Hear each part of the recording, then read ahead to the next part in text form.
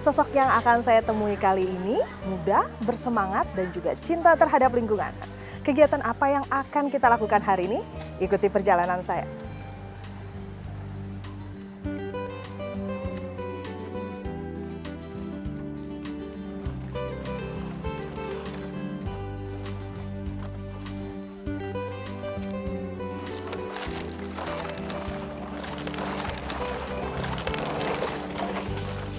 Halo, selamat pagi. Halo pagi, apa kabar? Evelyn. Baik. Wah, ini kayak sudah sibuk pagi ini. Apa yang dikerjakan? Kita hari ini lagi daur ulang sih. Lagi daur ulang gitu ya. Ini daur ulang ini memang kegiatan rutin kah atau seperti apa? Kita rutin sih, jadi biasanya di setiap bulan di minggu ketiga kita ngelakuin daur ulang.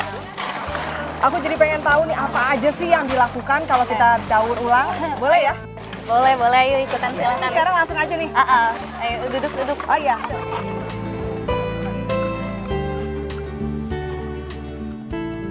Kali ini saya bertemu dengan Evelyn, salah satu relawan Seci yang sudah terlihat sibuk melakukan daur ulang di tempat ini. Ya, Kompleks Taman Harapan Indah Jakarta menjadi tempat yang kerap didatanginya bersama relawan Seci untuk melakukan daur ulang. Darinya saya pun berbagi cerita. Nah, kalau Evelyn sendiri sudah berapa lama ikut daur ulang, kegiatan daur ulang? Ikut daur ulang ini sih udah dari semenjak awal masuk Seci, udah aktif daur ulang juga. Jadi saya pada kegiatan daur ulang, saya juga ikutan biasanya. Awal-awal ada ini gak sih, kan ini berarti belajar daur ulang baru masuk Seci gitu ya. Nah, awal-awal sendiri ada bingung gak sih ini gimana, apa fungsinya gitu? Pasti sih ada bingung, kan kita juga belum ngerti kan pas awal ke sini gimana sih cara daur ulang, apa sih yang harus dilakuin, itu pasti nggak ngerti. Terus lama-lama kan relawan yang lain jelasin, ini loh harus gini pelan-pelan belajar.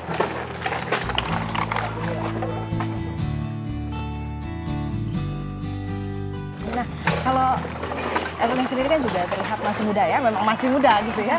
Terus mau istilahnya capek-capek gitu ya melakukan daur ulang ini, kenapa daur ulang?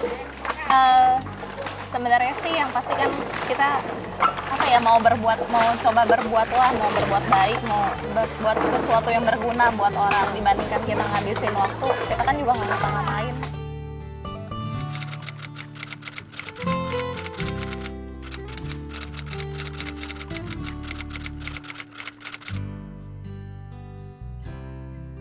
Nggak ada pagi-pagi gini kan nggak ada aktivitas apa-apa, lebih baik kan memanfaatkan waktunya buat hal-hal yang berguna kayak seperti ini.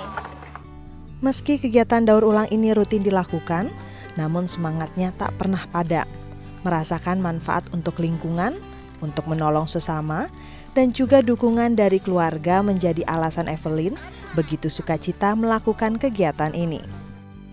Awalnya sendiri akhirnya keluarga ikut menjadi relawan gimana, Evelyn? Pertama sih emang dari tekad mama yang paling bertekad buat balik lagi buat jadi relawan. Dan waktu itu kita pernah dibantu waktu pas papa sakit, kita pernah dibantu Seci. Jadi dari waktu itu sih emang hati kita sih udah mulai tergerak ya, karena waktu itu relawan pun konvoy kita dengan baik. Jadi kita mikir, wah kalau misalnya bisa, kita kenapa nggak jadi seperti relawan yang udah bantuin kita pengen bantuin orang-orang lagi. Dan dari sana tuh yang paling bertekad sebenarnya mama dari awal udah bilang kalau misalnya nanti ada kesempatan pengen buat balik lagi ke Seci, pengen buat bukan jadi pasien lagi, tapi jadi relawan yang bantuin orang-orang. Jadi ngerasain cinta kasih dari relawan, iya, mau bagi lagi buat masyarakat. Iya, benar. Nah, berarti setiap kegiatan ada orang tua gitu ya, ada adik juga gitu ya. Bertiga biasanya. Jadi lebih semangat gak sih, atau gimana sih rasanya kalau bareng-bareng gitu? Lebih semangat sih pasti ada. Jadi kalau misalnya yang satu ada yang lagi males atau lagi apa, kan masing-masing bisa saling memotivasi. Ayo dong ikut lagi. Jadi masing-masing bisa sambil ngajakin. Jadi sama-sama lah berbuat baik buat orang-orang, belajar berbuat baik.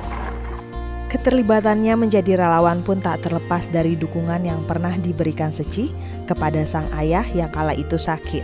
Meski sang ayah telah meninggal, namun cinta kasih yang diberikan terus membekas dalam diri Evelyn dan keluarga.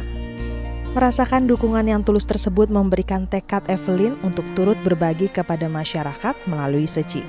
Maka tahun 2014 Evelyn dan keluarga pun mantap untuk menjadi relawan Seci. Sebenarnya sih tekadnya saya kalau misalnya dari awal tuh karena saya juga awalnya dari penerima bantuan, saya juga pengen bantuin orang-orang lagi, bantuin orang-orang yang pernah ngalamin hal-hal seperti saya, pernah susah seperti saya. Saya pengen bantuin mereka tapi nggak cuma sekedar bantuin, juga pengen memotivasi mereka sebenarnya buat nggak cuma bantuin tapi ntar juga bisa buat bantuin orang lagi. Jadi nggak cuma mengharapkan sesuatu dari orang lain tapi biar mereka juga bisa melakukan sesuatu untuk orang lain. Ilmu kehidupan yang ditambahnya melalui berbagai kegiatan Seci yang diikutinya sedikit banyak merubah Evelyn menjadi pribadi yang lebih baik. Banyak sih sebenarnya yang didapetin di Seci. Jadi banyak hal-hal baru yang kita udah pelajarin kayak dari ajaran-ajaran master juga. Contohnya kayak biar kita lebih sabar. Kan master ada bilang tuh kalau misalnya marah itu seperti menghukum diri kita sendiri. Kalau misalnya dulu mungkin saya tuh orangnya lebih gampang emosi, lebih gampang marah. Tapi kalau sekarang tuh ada hal-hal yang sedikit-sedikit gitu udahlah gitu. Nah, jadi nggak terlalu banyak yang ini lagi deh, nggak terlalu banyak mempermasalahkan hal-hal lagi. Jadi banyak sih juga sebenarnya nggak cuma itu. Seperti master juga ngajarin kita untuk lebih berhemat juga. Kita juga ya udah mulai melakukan lah seperti kayak apa sih lebih mencintai lingkungan apa semuanya banyak sih sebenarnya yang diajarin master.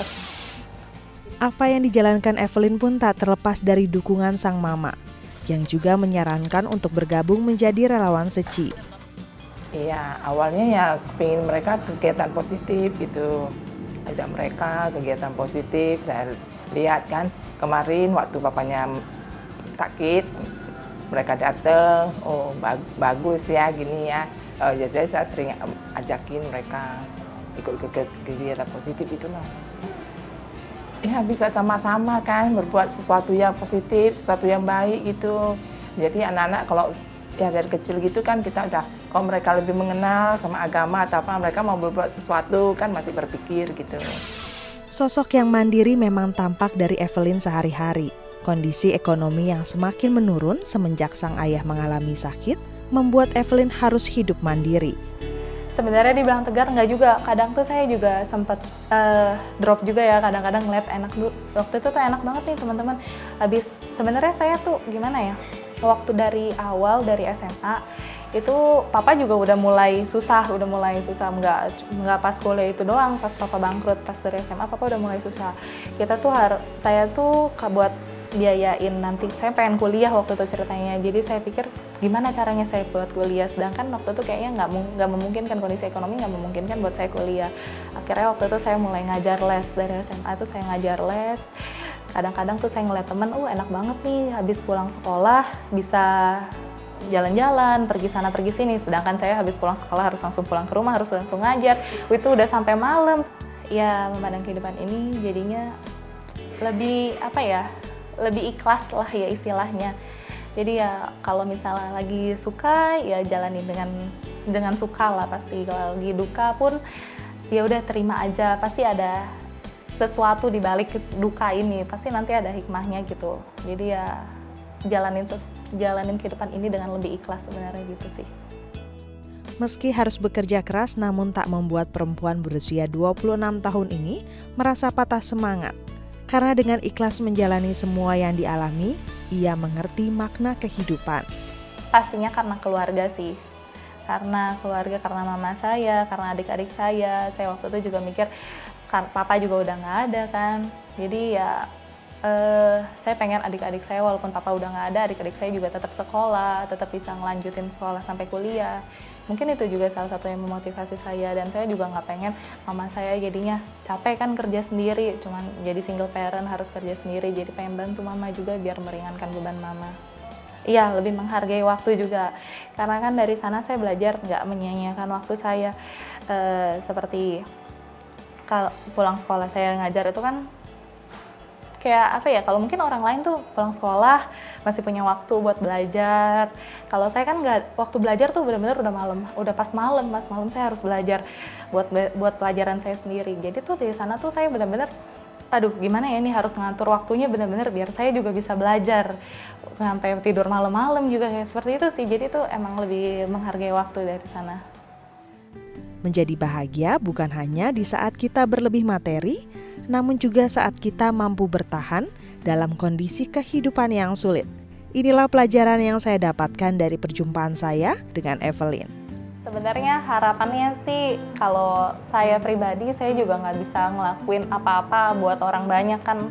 Jadi kalau misalnya, ya harapan saya sih paling saya kalau di SECI saya bisa ikut membantu master gitu loh, untuk membantu orang-orang banyak. Kalau dari saya sendiri, maksudnya kalau saya sendiri itu saya nggak bisa berbuat apa-apa, tapi mungkin dengan banyak orang, banyak relawan di SECI, mungkin saya bisa ikut membantu master untuk bantuin orang-orang sekitar.